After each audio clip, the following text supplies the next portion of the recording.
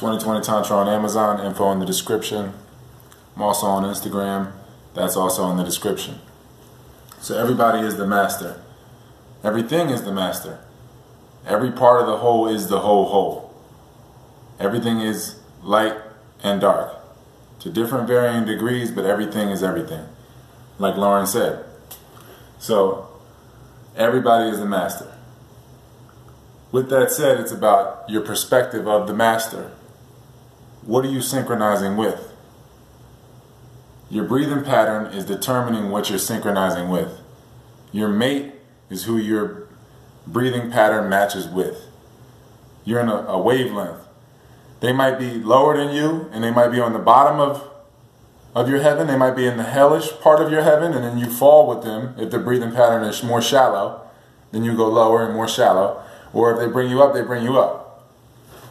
But what do you sync with? What do you synchronize with? If you want to be the master of mechanics, then you go hang out with a mechanic, be his apprentice. Tattoo artist, you become a tattoo artist apprentice, and you synchronize with that flow. So, what do you choose to sync with? It's all about the destructive or the constructive nature of what you're observing, because you are the observer, and the observer is, the product is the producer. So there's no separation. So are you getting better at numbness or oneness? Are you synchronizing with someone that is getting more numb, having less presence in their process? And as in the process of losing presence, you get presence, but you lose your presence. You get the false presence, external presence, instead of your limitlessness. You trade your limitlessness for encapsulated presence. So you can either do that, align with people that are synchronizing and going in that direction. Nothing wrong with it, nothing right with it, just is what it is. Just different vibrations. So different colors on the wheel, or whatever you want to call it, different waves. And there's no separation, high and low. They define each other, so it's perfect. It's all perfect. So you either going more numbness, becoming a numbness, an agent smith, using agents of numbness, or you're going more towards the oneness, more towards integration.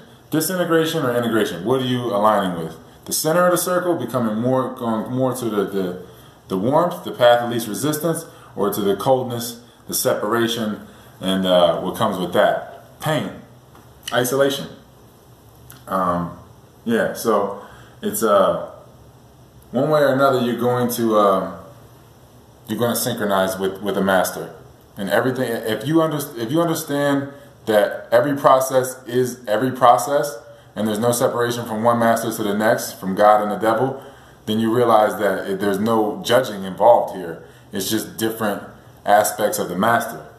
So the synchronicity is going to happen.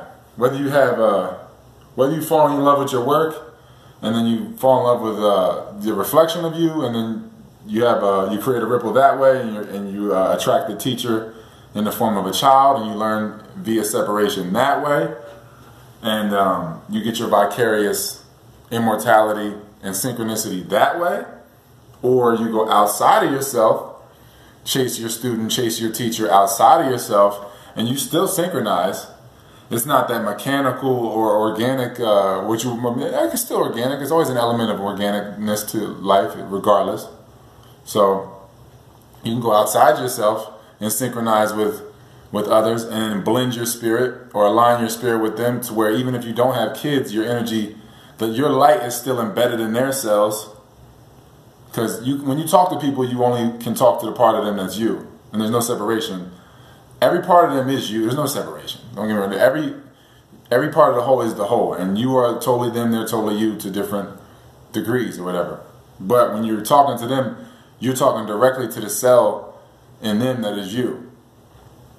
You're just getting the cell that is you in a different reflection, and it's becoming this person or external version, supposedly.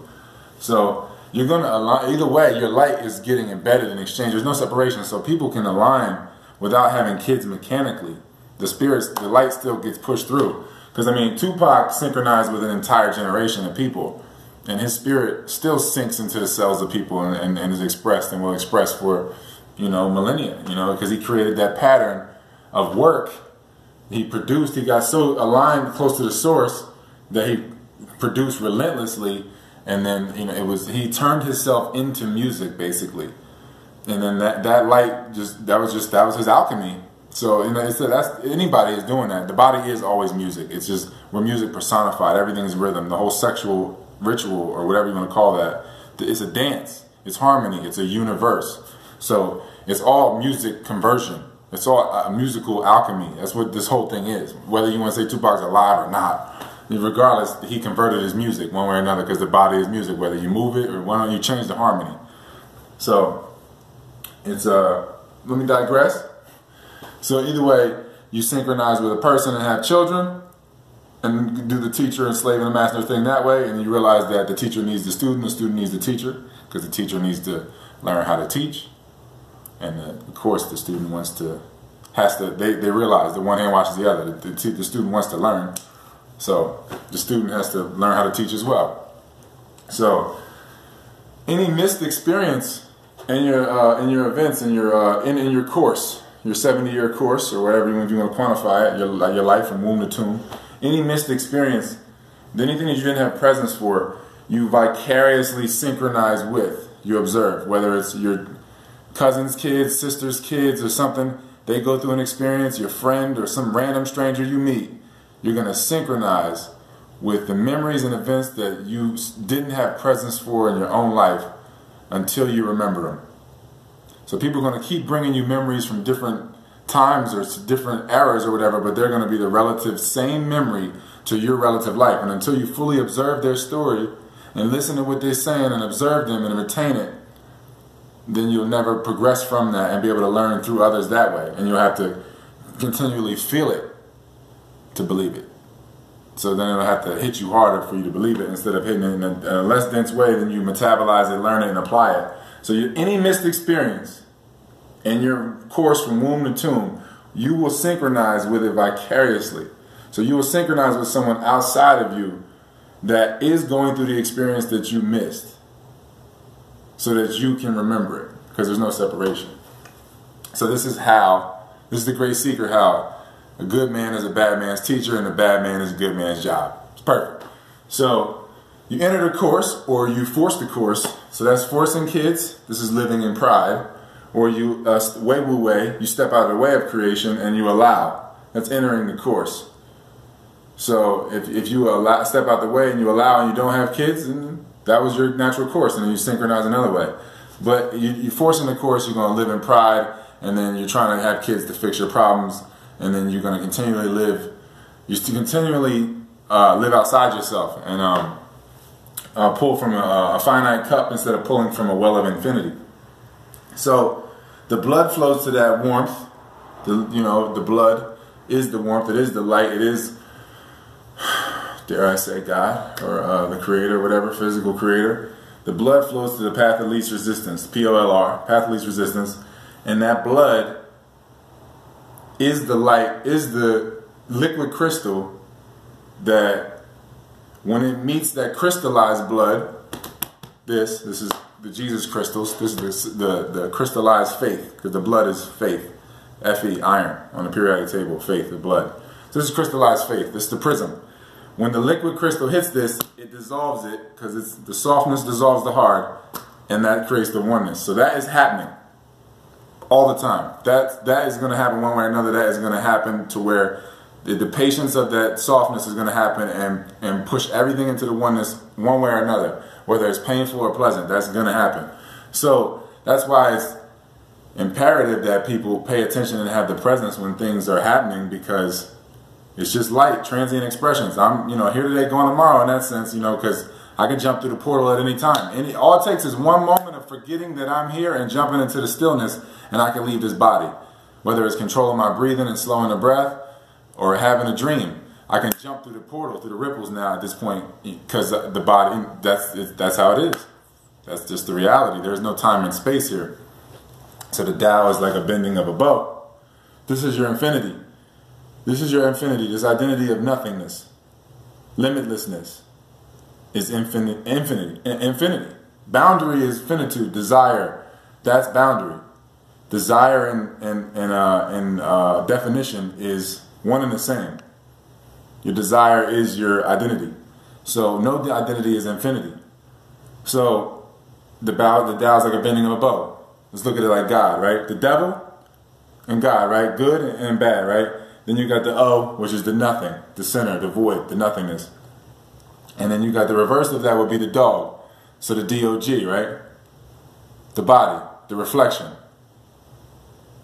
So that's where you're getting, you know, the paradox there, the obvious God-dog paradox, Capricorn being the dog energy in Eastern astrology, Shiva, dog energy, however you want to look at it. So you got the bending of a bow, good and bad. People, or your versions of you, because there's no people, solipsism, they fall into the trying to be good, trying to be bad, trying to, you know, because the good man tries to do good things and there's still things to be done. He's trying to fix things instead of aligning with the foreverness. And this is what realizes that the good man is a bad man's teacher and that the bad man is a good man's job, and that you don't have to try to be good or try to be bad. Those things take their course. You just observe them without judgment and have presence through the things. Or you're going to continually spiral and cycle and identify with the spirals around. All these things. And then, so these will be your kids, grandkids, great-grandkids. They're going through the spiral, and then you're going to identify with all these fragments and pieces of you that are going to go through those memories that you didn't have any presence for. And if you just have the presence now, then you can collapse all that. All that can be collapsed in the now moment by controlling the breathing, making the small changes in your daily, from this moment, from this breath, fully evacuating, then going to the next breath. You got to give fully, then you start receiving fully, then you can make them small changes all, and then you have the presence, fully fill the body with that presence, with the light, and then there's limitlessness. Then there's no boundary. You know, as a true alchemist, you are not solid. The only true solid is the nothing. Everything else is semi-solid, is a version of the truth. 2020 Tantra on Amazon, or you can get the PDF through me. Check me out on Instagram, info in the description. 2020 Tantra.